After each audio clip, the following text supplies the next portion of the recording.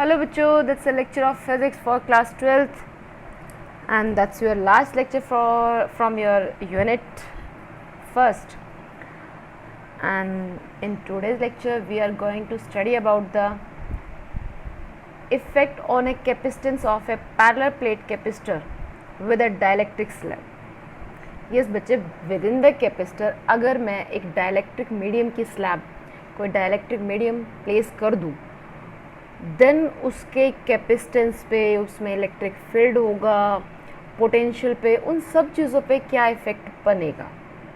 आज के लेक्चर में हम वो सब करेंगे, ठीक है। So there is a first question is that बच्चे कि सबसे पहली चीज़ हम ऑलरेडी पढ़ रहे हैं, कैपेसिटर के पास दो प्लेट है, हमने बैटरी कनेक्ट करी, हमारा काम चल रहा था, ठीक है। फिर इसमें डायलैक्ट्रिक मीडियम को इंसर्ट करने की क्या ज़रूरत होगी? Why we need the dielectric medium? देखिए बच्चे, एक सिंपल सा लॉजिक लगाइए। जो आपका कैपेसिटर होता है उसके पास दो प्लेट्स होती है, एक प्लेट के पास पॉजिटिव चार्ज होता है, एक के पास नेगेटिव चार्ज होता है, ठीक है। मान लेते हैं ये आपका कैपेसिटर ही है, एक सेकेंड के लिए मान लेते हैं, ठीक है। इसके ऊपर है पॉजिटिव चार्ज एंड यहाँ है आपका नेगेटिव चार्ज। ये पॉजिटिव नेगेटिव दोनों चार्जेस हैं। आपको पता है बच्चे, opposite charges attract to each other. मैंने दोनों कैपेसिटर की ये प्लेट ये रखी हुई है, ठीक है। इसके पास पॉजिटिव चार्ज, इसके पास नेगेटिव चार्ज, पॉजिटिव नेगेटिव को, नेगेटिव पॉजिटिव को अट्रैक्ट करेगा, तो ये ऐसे करके आके एक दूसरे के साथ मर्ज हो जाएंगे, ओवरलैप होगी, साथ में चार्ज को न्यूट्रलाइज भी कर देंगे। पॉजिटिव और नेगेटिव दोनों के दोनों न्यूट्रलाइज हो जाएंगे, ठीक है। सो अगर ऐसा हो जाएगा तो मेरा तो कैपेसिटर ही ख़त्म, फिर मुझे बैटरी से काम चलाना पड़ेगा, है ना। सो जहाँ मुझे नीड थी कि मुझे कैपेसिटर की नीड है, मुझे at a single time source of a lot of energy एक टाइम पे मुझे चाहिए था, मैंने उसके लिए कैपेसिटर बनाया। लेकिन कैपेसिटर तो बेचारा खुद ही ऐसा बन गया कि एक के पास पॉजिटिव चार्ज है, एक के पास नेगेटिव चार्ज है, दोनों के दोनों आए बढ़ गए, काम ख़त्म। सो बच्चे, इस प्रॉब्लम से कवर अप करने के लिए और भी प्रॉब्लम्स थी, बट मेन जो आपके पास प्रॉब्लम आई सबसे पहले यही आई। इस प्रॉब्लम को रिकवर करने के लिए क्या किया गया, with in the capacitor plate dielectric slab को रख दिया गया। ये आपकी बुक्स में है, बट इन अ रियल होता क्या बच्चे, मान लेते हैं आपके पास राइट नाउ ये 1% के लिए ये आपके पास डायलैक्ट्रिक स्लैब है, ये इसके एक तरफ कर दी पॉजिटिव चार्ज की कोटिंग, एक तरफ कर दी नेगेटिव चार्ज की कोटिंग। एक्चुअल में होता ही है, तो एक तरफ पॉजिटिव चार्ज, एक तरफ नेगेटिव चार्ज, बन गया मेरा कैपेसिटर, जिसको हम पढ़ेंगे कि डायलैक्ट्रिक स्लैब या डायलैक्ट्रिक मीडियम मैंने with in the capacitor insert कर दिया, ठीक है। ये चीज़ मानी। अब बात आती है कि ये डायलैक्ट्रिक क्या है, ये कहाँ से आ गया। हमने अभी तक पढ़ा था कंडक्टर होते हैं, इंसुलेटर होता है, सेमी कंडक्टर भी पढ़ रहे हैं और अभी भी आप पढ़ोगे लास्ट यूनिट में। सो अभी तक आपने पढ़ा कि आपके पास कंडक्टर थे जो इलेक्ट्रिसिटी कंडक्ट करते थे, उसके बाद आपके पास इंसुलेटर थे, वो इंसुलेटर थे, कंडक्ट नहीं कर रहे थे। सेमी कंडक्टर आया, तो कुछ प्रॉपर्टी इंसुलेटर की, कुछ कंडक्टर की, कुछ इस तरह था, ये एक बीच का काम आ गया था। अब ये कहाँ से आ गया बच्चे, ये आपकी कह सकते हो, जो आप ये टाइप ऑफ मटेरियल पढ़ रहे हो उसी में ये डायलैक्ट्रिक जो आपका फोर्थ टाइप है, सॉलिड फॉर्म में होता है, लेकिन इसका जो नेचर है ना कंडक्टर जैसा, ना इंसुलेटर जैसा, ना सेमीकंडक्टर जैसा, इनसे अलग है। करता क्या है बच्चे, डायलैक्ट्रिक मीडियम है, डायलैक्ट्रिक मटेरियल जो होता है ये भी एक सॉलिड फॉर्म का ही है, ठीक है। डायलैक्ट्रिक मीडियम या डायलैक्ट्रिक जो मटेरियल है which don't allow to flow the current, वो अपने अंदर से करंट आई को नहीं जाने देगा, but allow to development of a electric field, लेकिन अपने अंदर इलेक्ट्रिक फील्ड को डेवलप कर लेगा। देखिए सोचने वाली बात है, करंट को पास नहीं होने देगा, बट करंट को अपने पास से जाने ही नहीं देगा, लेकिन इलेक्ट्रिक फील्ड को डेवलप करने की परमिशन दे देगा। ठीक है, एग्जाम्पल ले आपका ग्लास हो गया, माइका हो गया, वाटर हो गया, और भी बहुत से हैं, ये सारे के सारे आपके डाइलेक्ट्रिक आ गए। ठीक है, चलिए अब बात करते हैं कि एक्चुअल में हुआ क्या। सबसे पहले देखिए बच्चे, ये आपका पॉजिटिव चार्ज है, ये नेगेटिव चार्ज है। मैंने विद इन द मीडियम, अभी तक भी यही चीज़ हो रही बच्चे, ये आपका जो सेपरेशन था ये डी है। ठीक है, इन दोनों के बीच में जो सेपरेशन है वो डी है। मैंने इसके बीच में जो डाइलेक्ट्रिक मीडियम को या डाइलेक्ट्रिक स्लैब को रखा है उसकी थिकनेस मान ली है टी। यहाँ पे मैं dielectric slab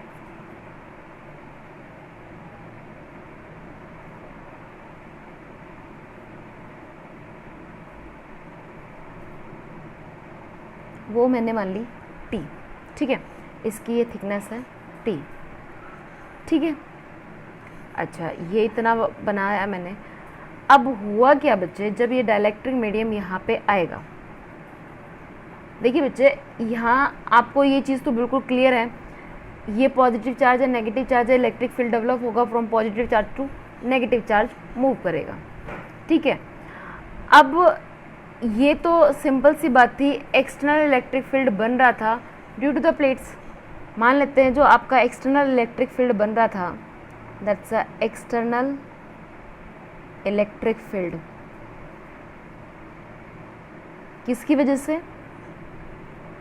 due to plates. ये पॉजिटिव प्लेट और नेगेटिव प्लेट्स जो आपने रखी थी उनकी प्लेट्स की वजह से, वो था आपका ई नोट। ई नोट किस लिए रखा, क्योंकि जब तक ये स्लैब नहीं रखी थी कोई मीडियम नहीं था, हमने एक वैक्यूम माना हुआ था। ठीक है, तो उस टाइम पे आपके पास इलेक्ट्रिक फील्ड डेवलप हो रहा था ई नोट। जैसे मैंने डाइलेक्ट्रिक मीडियम को वहाँ पे रखा, ठीक है, डाइलेक्ट्रिक मीडियम को वहाँ प्लेस किया। अब बच्चे ये देखिए, ये डाइलेक्ट्रिक जब मैं कह रही हूँ सॉलिड फॉर्म का बना हुआ है, तो भैया ऐसे तो बना ही नहीं होगा, इसके पास भी एटम भी होंगे, मॉलिक्यूल्स भी होंगे, छोटे छोटे इसके पास जो एटम्स है। अब वो जब एक चार्ज फील्ड में रखा गया है, उसको एक तरफ पॉजिटिव चार्ज है एक तरफ नेगेटिव चार्ज है, तो भाई ये पॉजिटिव चार्ज और नेगेटिव चार्ज ये कोई आराम से थोड़ी ना बैठने देंगे उसको। सोचने वाली बात है ना भाई, इसके पास भी मॉलिक्यूल्स है, इसके पास भी एटम्स है, तो हो गया क्या बच्चे, इसमें हो जाएगा पोलराइजेशन। पोलराइजेशन की बात करें तो बच्चे पोलराइजेशन यानी कि चार्जेस, एक तरफ आपका पॉजिटिव चार्ज डेवलप हो गया, एक तरफ नेगेटिव चार्ज हो गया, यानी कि एक तरह से जो इसमें एटम्स थे, मॉलिक्यूल्स थे, उनका एक प्रॉपर अलाइनमेंट हो जाए। ठीक है, so due to the polarisation, या ये पोलराइजेशन हो गया क्या, जो ये आपका ई नोट इलेक्ट्रिक फील्ड है ना, ये इसको नहीं टिकने देगा, और वो इलेक्ट्रिक फील्ड बना किसकी वजह से, पॉजिटिव नेगेटिव चार्ज प्लेट से। तो ये जो ये ई नोट इलेक्ट्रिक फील्ड है, ये क्या करेगा, इसको पोलराइज करेगा, और इन अ पोलराइजेशन इस तरफ आ जाएगा नेगेटिव चार्ज, इस तरफ ये आ जाएगा पॉजिटिव चार्ज। ठीक है, ऑन अ पॉजिटिव प्लेट आपके पास चार्ज डेंसिटी है positive sigma, negative plate minus sigma. ठीक है, मैं इनसाइड स्लैब की बात करूं, यहाँ आपका ये आपका सिग्मा आई होगा, जो ये सिग्मा आई, ये भी सिग्मा आई, ऑन यहाँ ये पॉजिटिव सिग्मा है, ये नेगेटिव है, ये इंड्यूस चार्ज डेंसिटी है। ठीक है, यहाँ पे जो मैंने आपकी पॉजिटिव सिग्मा आई और सिग्मा ये है इंड्यूस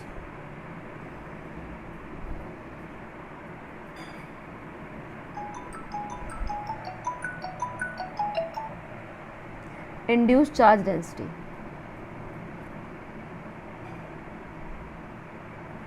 ठीक है, अब ये आपका एक्सटर्नल फील्ड की वजह से पोलराइज भी हो गया, एक तरफ नेगेटिव चार्ज हो गया, एक तरफ पॉजिटिव चार्ज हो गया इलेक्ट्रिक। अब इसके पास भी तो चार्जेस आ गए। अब ये देखना बच्चे, जब ये आपको पता है इलेक्ट्रिक फील्ड की direction from positive charge to negative होती है, जब external electric field E nought था उसकी डायरेक्शन थी पॉजिटिव, यानी कि मेरे लेफ्ट हैंड साइड से राइट हैंड साइड में। यहाँ पे इन साइड जो आपकी ई आई, इसमें इलेक्ट्रिक फील्ड जो डेवलप हुआ दैट्स ई आई। आपका इंटरनल इलेक्ट्रिक फील्ड या इंड्यूस चार्ज की वजह से इलेक्ट्रिक फील्ड डेवलप हुआ। ठीक है, ये electric field intensity inside electric field intensity हुई है, दैट्स अ इंड्यूस चार्ज की वजह से ये हुआ हमारा। ये इसकी डायरेक्शन होगी बच्चे, होगी तो वही पॉजिटिव नेगेटिव, लेकिन ये जो इंड्यूस ये आपका होगा अपोजिट डायरेक्शन होगी किससे? ई नॉट इलेक्ट्रिक फील्ड से। ठीक है, एंड जो आपका इंड्यूस इलेक्ट्रिक फील्ड है बच्चे ये अपोज करेगा ई नोट को। अब ये देखिए, ये इस तरफ जा रहा है, ये इस तरफ भाग रहा है, अपोज ही तो कर रहा है। तो आपका ई आई जो इंड्यूस इलेक्ट्रिक फील्ड है ये क्या करेगा? अपोज करेगा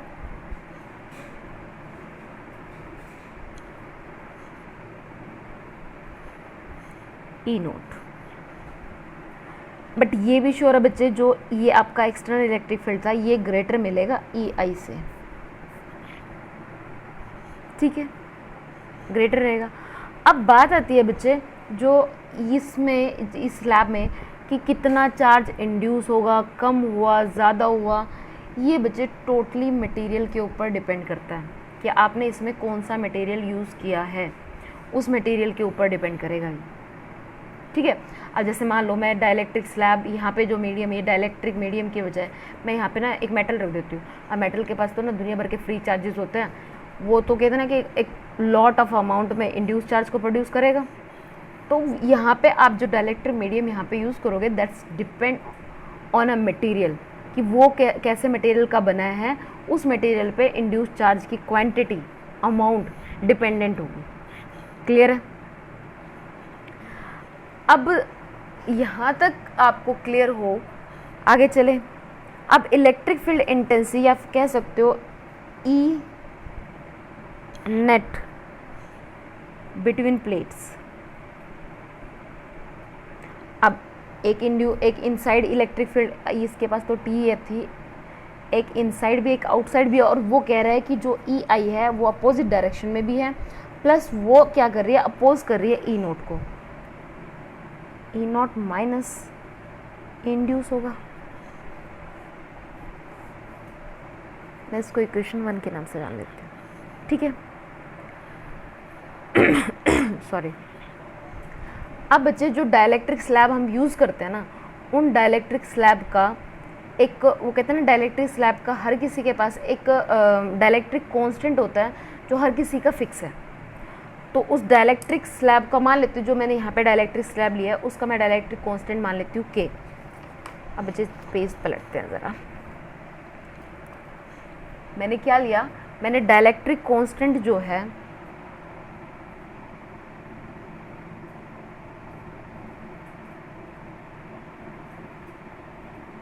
वो मान लिया के।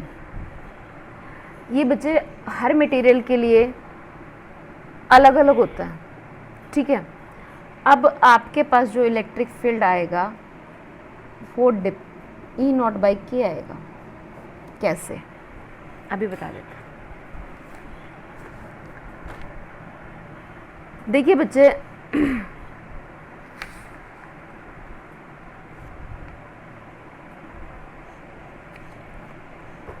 एक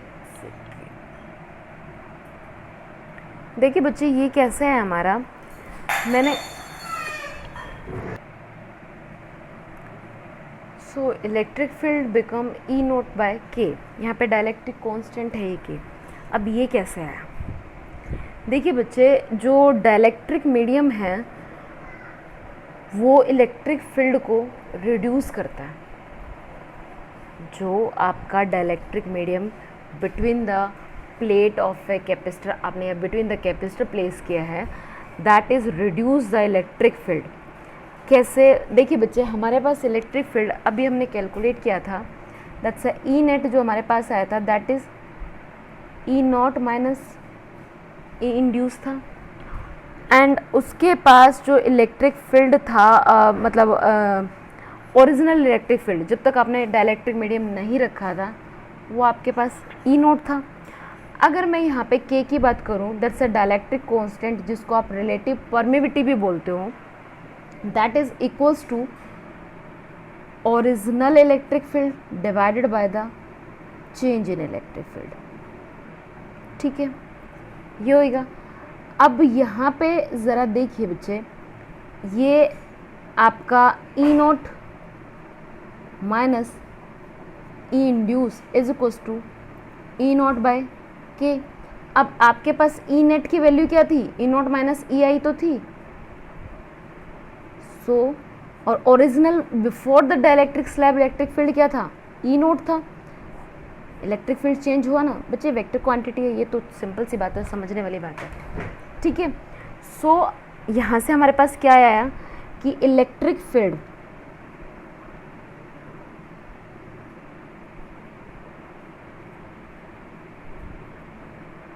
रिड्यूस होता है due to dielectric slab. Reduce ही तो हुआ। ठीक है, यहाँ तक बात क्लियर है। चलिए अब बात करते हैं कि कितना चार्ज इंड्यूस हुआ है, या फिर कह सकते हो इंड्यूस चार्ज की मुझे चार्ज डेंसिटी फाइंड आउट करनी है। ठीक है, I think electric field clear है। अब बात करते हैं हम इंड्यूस चार्ज की वजह से कितना चार्ज, मतलब डाइलेक्ट्रिक लगाने की वजह से इलेक्ट्रिक फील्ड तो कम हुआ, लेकिन उसमें चार्ज कितना इंड्यूस हुआ वो मुझे चेक करना है। बच्चे if you remember, charge on a thin road, वहाँ पे हमने इलेक्ट्रिक फील्ड की वैल्यू फाइंड आउट की थी। एक पॉजिटिव नेगेटिव स्लैब, ये मैंने आपको कराया था टॉपिक, जहाँ पे आपने इलेक्ट्रिक फील्ड फाइंड आउट किया था due to the thin rod. ठीक है, वहाँ if you remember electric field आया था सिग्मा बाय 2 एप्सिलॉन नॉट मिला था ये हमें। ठीक है, अब ज़रा देखिए बच्चे, आपके कैपेसिटर के पास 2 प्लेट्स है, एक पॉजिटिव एक नेगेटिव। इस पॉजिटिव प्लेट की वजह से इलेक्ट्रिक फील्ड, इस नेगेटिव प्लेट का। भाई इलेक्ट्रिक फील्ड तभी भी तो मैं एक रोड की बात कर रही थी, यहाँ पे भी ये 2 रोड्स मान लीजिए। ठीक है, सो आपके पास इलेक्ट्रिक फील्ड होगा that's a sigma by 2 epsilon nought. ठीक है, and plus sigma by 2 epsilon nought. तो यहाँ से आपके पास क्या आ गया, electric field is equals to sigma by epsilon nought. भाई इसको करोगे तो क्या आएगा, ये twice of sigma by 2 epsilon nought, that's a sigma by epsilon nought. Clear है। अभी हम फाइंड आउट करके आए हैं कि आपके पास जो electric field E minus that's a E final E nought that is equals to E nought by K. ठीक है, अब ज़रा बच्चे यहाँ पे अगर मैं इलेक्ट्रिक फील्ड जो आपका विदाउट डाइलेक्ट्रिक मीडियम है, विद डाइलेक्ट्रिक मीडियम है, अगर यहाँ पे वैल्यू पुट कर लो तो कुछ गलत नहीं होगा। इलेक्ट्रिक फील्ड क्या है, सिग्मा बाय एप्सिलॉन नॉट मिला है, तो यहाँ पे ई नॉट की जगह पे वैल्यू रखो, that's a sigma by epsilon nought minus sigma induce by epsilon nought, and that's a sigma by K epsilon nought. यही वैल्यूज़ मिली है। अब throughout the epsilon nought तो कैंसिल हो गया, बच क्या गया, sigma minus sigma induce is equals to sigma by K. यहाँ से देखिए ज़रा बच्चे, sigma minus sigma by K, sigma induce, ये आ जाता है, सिग्मा आपका कॉमन आ गया, 1 माइनस के, दैट्स अ सिग्मा इंड्यूस। यहाँ से सिग्मा इंड्यूस की वैल्यू क्या मिली, सिग्मा के माइनस 1 बाय के। तो देखिए ज़रा बच्चे, इसमें आप एक सिंपल सा देखिए, इलेक्ट्रिक जो सिग्मा इंड्यूस चार्ज है वो बाय द के डिक्रीज़ हुआ है। क्लियर है। सो बच्चे, due to the dielectric medium induce charge density